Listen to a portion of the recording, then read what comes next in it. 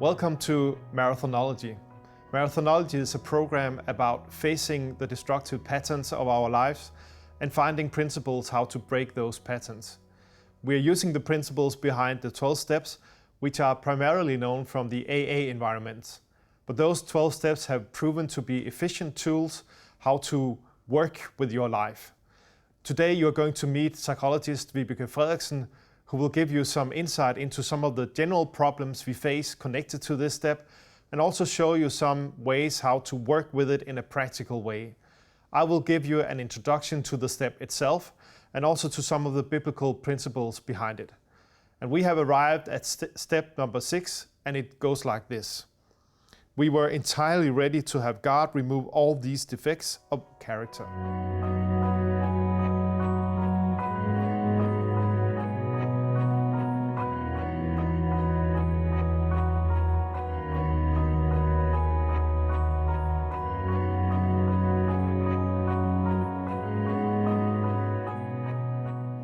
In working with the steps, we have up until now looked very much into admitting our behavior, and we have looked into forgiving for our behavior. In the 6th and also the 7th step, we go into a change of behavior, so that is a new way of working. When we start looking closely at our behavior, we often realize that even though we don't like our destructive patterns, they also give us something. And I will illustrate that with a story from my own life. I used to say that I lived my life in a cheese bell. I had a pattern of very strong isolation and keeping a distance to other people that made me very lonely, very isolated, and very depressed. It was not a pleasant way to live life, but I realized that this pattern also gave me something. It gave me some protection. It assured me that other people wouldn't hurt me so badly, because when they are kept at a distance, they are not able to hurt you in the same way. So even though I didn't like my destructive pattern, I realized that it also had good sides. And those good sides, this protection, kept me in the pattern. So when we start working with our destructive patterns and we work on our willingness to give it away, we also have to look into what it gives us. In the 6th step, we try to look into what it is our destructive patterns gives us. Is it a sense of control? Is it a sense of security? Or maybe even a sense of being loved, even though this might not be a real love, but just a sense of something, a taste of love that is not real. Even though it is not real, what it gives you, it might be difficult for you to let go of. Some patterns are a result of the way we were brought up in our lives. If I'm brought up in a very destructive family where I'm forced to live and keep people around me satisfied and make sure that they get everything the way they want, because otherwise I would be in trouble, I might carry this into my grown-up life. The problem is that later on in life I realized that there are too many people to keep satisfied, and their wishes might be in opposition to each other, so life becomes very, very difficult living in that way. Whatever the reason for the pattern you work with, it is time now to be willing to let it go and let God change your behavior.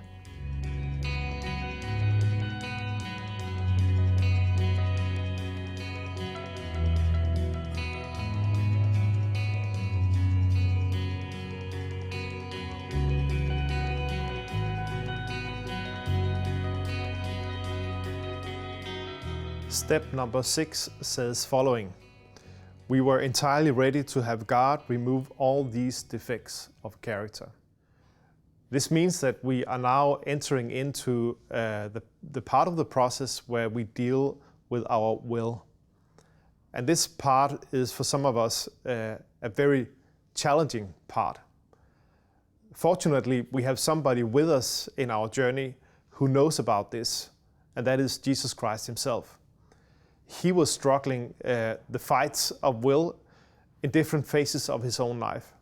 probably when he had to decide to leave heaven and to come down to earth with all the consequences that were implied in that.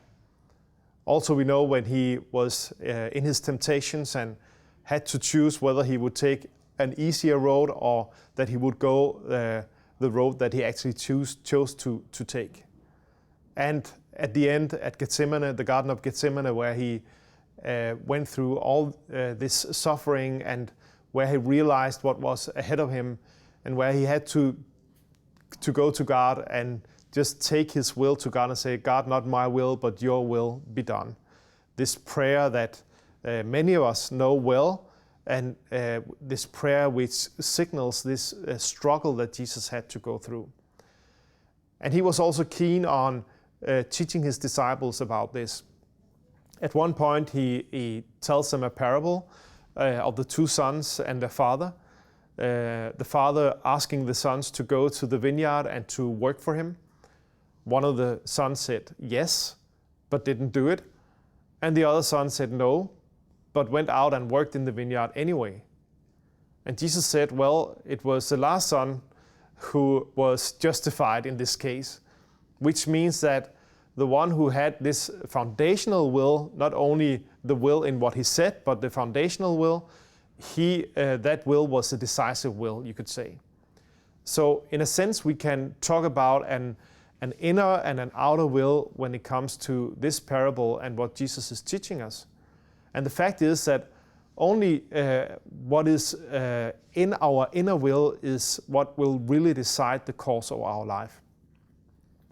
For many of us, we can look back in the life and see that we had many very short projects, things that we only did for a short time. And when we look back now, we can see that probably the reason was that we did it, but we didn't really want to do it. Our will was not invested in what we did. So what do I really want? What is really in the core of my inner will?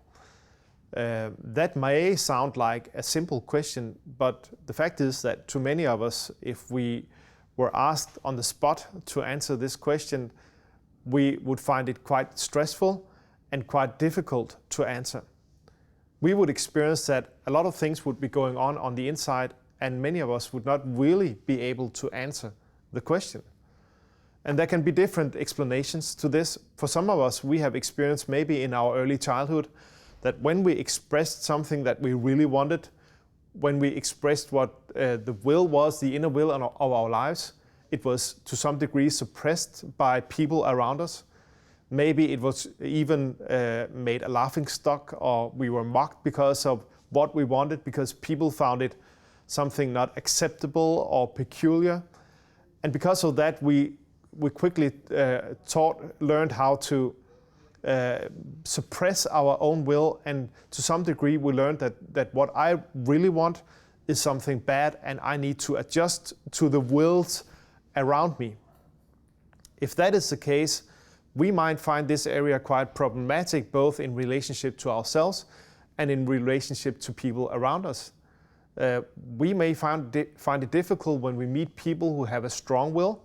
Either we may let them dominate our lives and we just follow in their footsteps, or we may react against them and we may be angry at them and have a difficulty with people who are in high positions or people who have a strong willpower in their lives. So we find it difficult to have a sound balance when it comes to our own will and also when it comes to the will of other people. Until we understand that our will has different layers, we will often tend to see ourselves and see our will as either good or bad. And we have an unrealistic and unreal relationship to our own will. And it will be the same in our attitude towards other people. We would either see them as heroes or villains and react to them accordingly. And sometimes then when we find out that the hero is not only a hero but also a villain, and when we find out that the villain is not always the villain but also a hero, we get confused. We need to see the fact of life as it is, that we all contain different layers in our will that there is both good and bad stuff, that there are different layers in our will. So I discovered this divided reality within myself, which also means that I contain both a yes and a no, both towards myself, towards God, and towards other people. And in my relationship to God, that often means that I kind of suspect, maybe not consciously, but on another level, that God is not only a yes when it comes to his reaction towards me, that maybe he also contains a no. And in this phase, we are making ourselves ready to pray a prayer. We're making ourselves ready to come to God with a big prayer, a prayer that he will remove the character defects of our lives. And therefore, it's quite important for us to focus on this and see if we are willing to come to God and willing to pray this prayer to him, that we have trusted him to do so. And coming to God, praying this prayer is only good news if we really know that when we come to him, we will be met with a big yes. Some years ago, I was on a retreat, and the guy leading the retreat one time came into the room where we sat waiting, and with him he had a dustbin. And he said, well, our lives can be like this dustbin, and we can have a closed lid on it, or we can open our lid and we can show God what is in our dustbin. And then he opened the lid, and it was very smelly, the things that was contained in this dustbin. And he took up one item after the other, and he gave it different names, like the need of control, or fear, or it could be pride, or other things that we can struggle with in our lives. And he said this, well, how do we feel about coming to God with these things? Do we come to him with a closed lid, or do we dare to open up the lid and show God what is inside our lives? And this is extremely important for us to realize how do we feel about this, coming to God with this prayer, coming to God with this kind of honesty in our lives. So what will God say to me when I come to him with the dustbin of my life, with all the trash? Will he say yes and mean no, or will he say no and mean yes? What will he do? Well, the Bible gives us a clear answer to this. In one of the scriptures we read in the New Testament, Paul puts it like this: Christ Jesus was not yes and no, but in him it has always been yes. Which means that towards us, God always has a yes. He's not no and yes, he is completely, fully, and without conditions, a big yes to us. Discovering that God is so complete in his yes to me, it changes my attitude and my relationship to him. My no becomes less powerful, and my yes increases in power in my relationship to him. Actually, God is seeking for people who has this kind of attitude. He's seeking for people who love him with their whole heart. And that's actually the direction that we are moving in when we go into this process. We focus on his big yes to us, and we start to let that big yes influence our lives. What do I do if I realize that I am not willing as I really wanted to be? What if I realize that, well, I still have a love for the destructive pattern in my life. I still have a fascination of what it gives to me, the relief, the tensions, the excitement, the control, or whatever it is, that to some degree is still connected to these things, and that I'm not willing to give them up. For some of us, that is the case, and for other of us, the case is that we fear that if we let really go of this destructive pattern, what will come after that? What kind of life will I live, and will I be able to live that life without the destructive pattern? So we can have this kind of fear, we can have this kind of hesitation, and we can actually be in a position where we have to realize that if we are totally honest, we are not really willing to give our character defects to God. What do we do? Do we give up the process, or do we try to conceal the fact, or what do we do? Well, the answer is quite simple.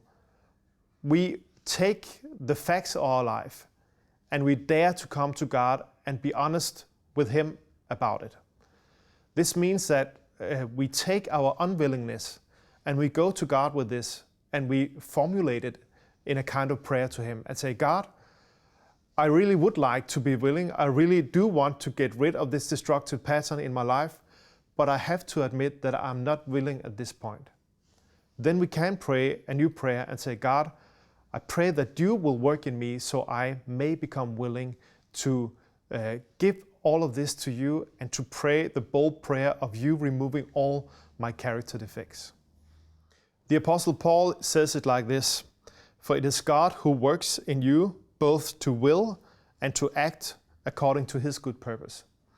This means that we can find ourselves in a position where we really would like our will to be different than it actually is.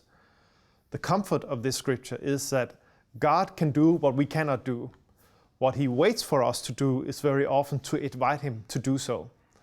And that is exactly what we are doing in this step. We invite Him to work in our will, so our will may be transformed and we may be totally willing to give ourselves to Him and to take all the rubbish of our life, show it to Him as it is, and pray the big prayer, bold prayer to Him, God, please remove all my character defects.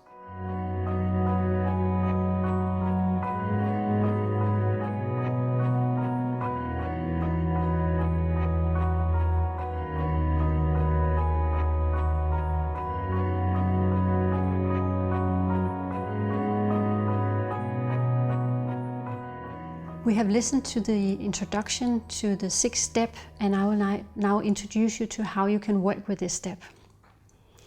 When you go into the 6th step, I want you to reflect on and to share with your group or the person you're in the process with all the things you can identify that prevent you from letting go of your destructive patterns.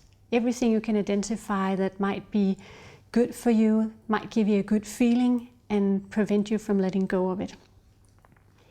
I also want you to reflect on and take time in the group to share all the episodes in life where you have felt this destructive pattern had a negative influence on your life. That will help you to let go and be willing to let God take it away. Finally, many of us find it difficult to find this willingness in ourselves to let go of our destructive pattern. And we might feel it as an old friend we have to say goodbye to. But to do that and to find the willingness, we can use the advice Lars gave us, that we can ask God and pray Him to give us a willingness we don't have in ourselves. That's a powerful way to be willing.